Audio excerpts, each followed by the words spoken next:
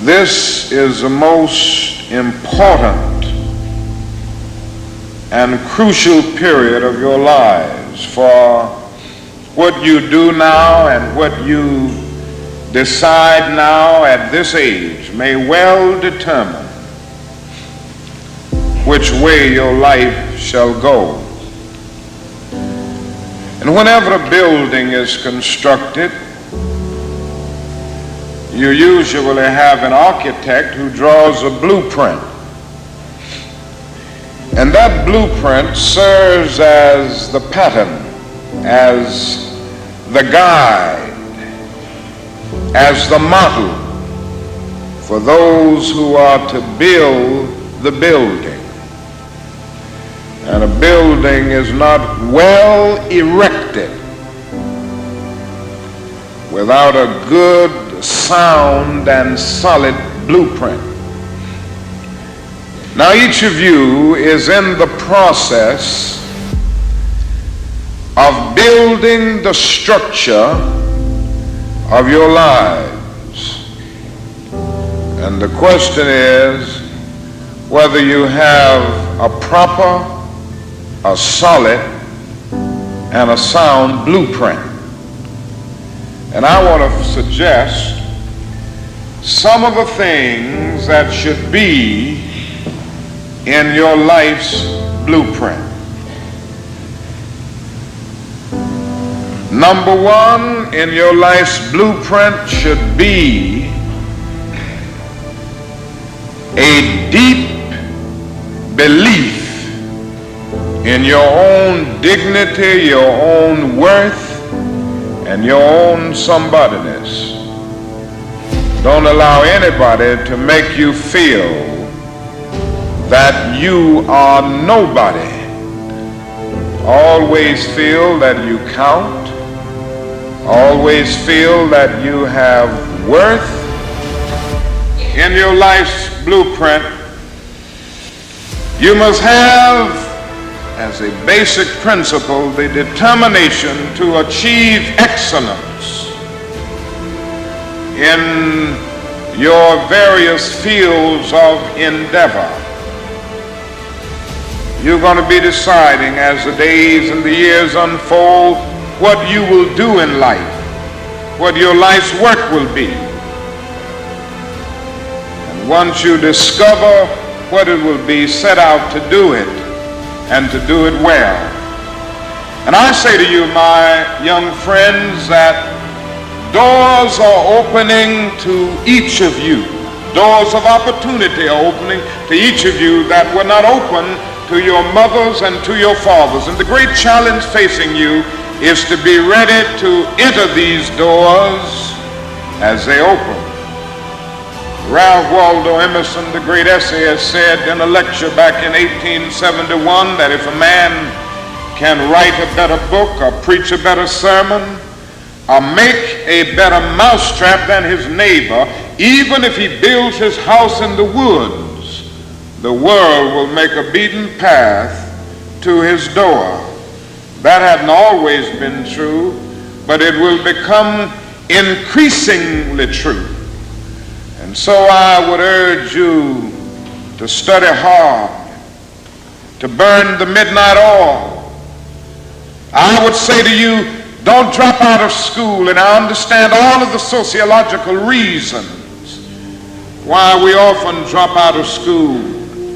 But I urge you, in spite of your economic plight, in spite of the situation that you are forced to live so often with intolerable conditions, stay in school. And when you discover what you're going to be in life, set out to do it as if God Almighty called you at this particular moment in history to do it. And just don't set out to do a good Negro job, but do a good job that anybody could do. Don't set out to be just a good Negro doctor, a good Negro lawyer, a good Negro school teacher, a good Negro preacher, a good Negro barber, a beautician, a good Negro skilled laborer. For if you set out to do that, you have already flunked your matriculation exam for entrance into the University of Integration. Set out to do a good job and do that job so well that the living, the dead, or the unborn couldn't do it any better.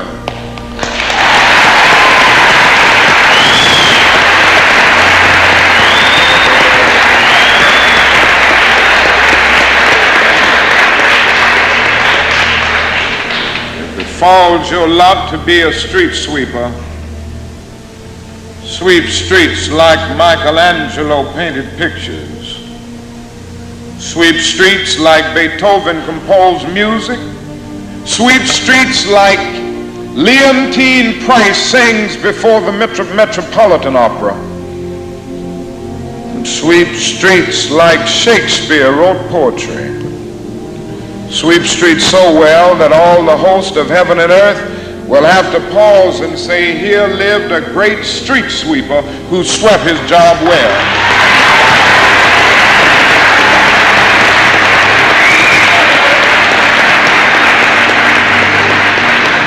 If you can't be a pine on the top of the hill, be a scrub in the valley.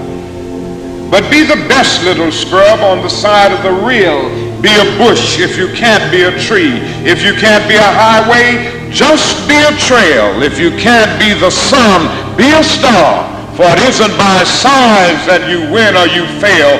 Be the best of whatever you are.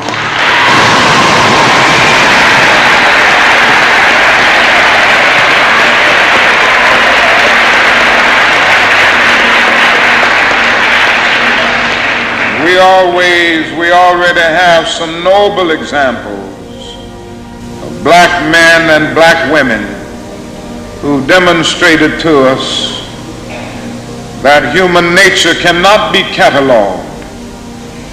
They in their own lives have walked through long and desolate nights of oppression, and yet they've risen up and plunged against cloud-filled nights of affliction, new and blazing stars of inspiration.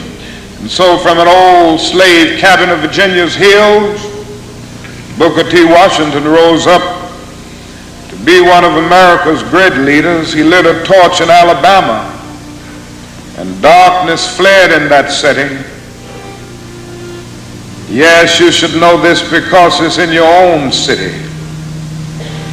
From a poverty-stricken area of Philadelphia, Pennsylvania, Marian Anderson rose up to be the world's greatest contralto, so that a Toscanini could say that a voice like this comes only once in a century, and Sibelius of Finland could say, my roof is too low for such a voice, from the red hills of Gordon County, Georgia. And the arms of a mother who could neither read nor write, Roland Hayes rose up to be one of the world's great singers and carried his melodious voice into the palaces and mansions of kings and queens. From crippling circumstances, there came a George Washington Carver to carve for himself an imperishable niche in the annals of science. There was a star in the diplomatic sky, and then came Ralph Bunce, the grandson of a slave preacher, and he reached up and grabbed it and allowed it to shine in his life with all of its scintillating beauty. There was a star in the athletic sky.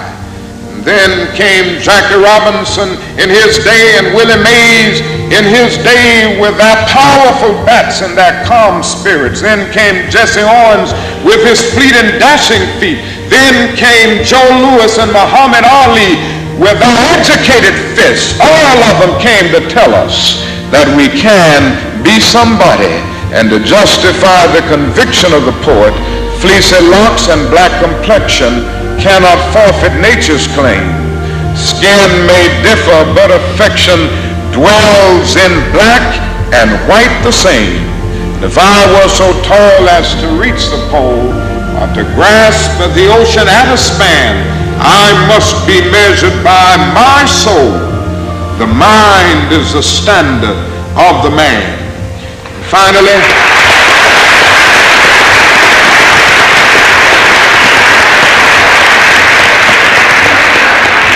Finally, in your life's blueprint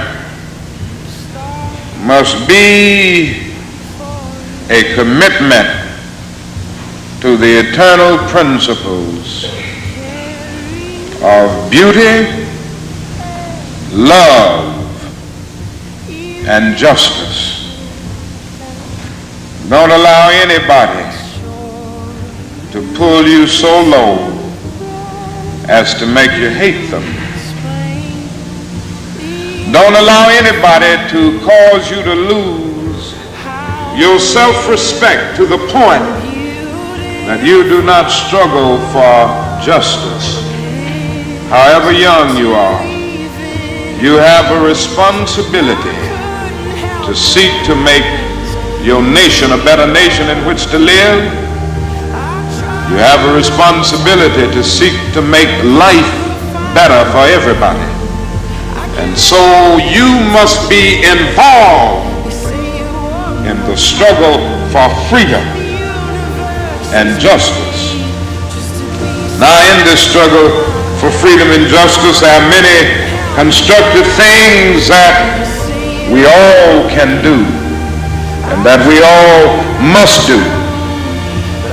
And we must not give ourselves to those things which will not solve our problems. You've heard the word nonviolent and you've heard the word violent. I happen to believe in nonviolence. We struggle with this method with young people and adults alike all over the South, and we have won some significant victories, and we've got to struggle with it all over the North because the problems are as serious in the North as they are in the South. But I believe as we struggle with these problems, we've got to struggle with them with a method that can be militant, but at the same time does not destroy life or property. And so our slogan must not be burn, baby, burn. It must be build, baby, build. Organize, organize.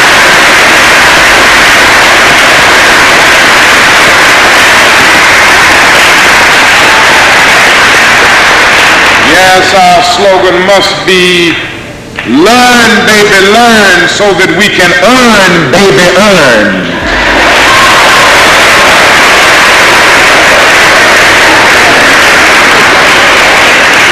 And with a powerful commitment, I believe that we can transform dark yesterdays of injustice into bright tomorrows of justice and humanity. Let us keep going toward the goal of selfhood, toward the realization of the dream of brotherhood, and toward the realization of the dream of understanding goodwill. Let nobody stop us. I close by quoting once more the man that the young lady quoted, that magnificent black bard who has now passed on, Langston Hughes. One day he wrote a poem entitled Mother to Son. The mother didn't always have her grammar right, but she uttered words of great symbolic profundity. Well, son, I'll tell you, life for me ain't been no crystal stad. It's had tacks in it, boards torn up, places with no carpet on the floor, bare. But all the time, I's been a climbing on and reaching landings and turning corners and sometimes going in the dark where there ain't been no light. So boy, don't you stop now. Don't you sit down on the steps cause you find this kind of hard, but I's still going, boy. I's still climbing. And life for me ain't been no crystal stair. Well, life for none of us has been a crystal stair, but we must keep moving. We must keep going. If you can't fly, run. If you can't run, walk. If you can't walk, crawl, but by all means, keep moving.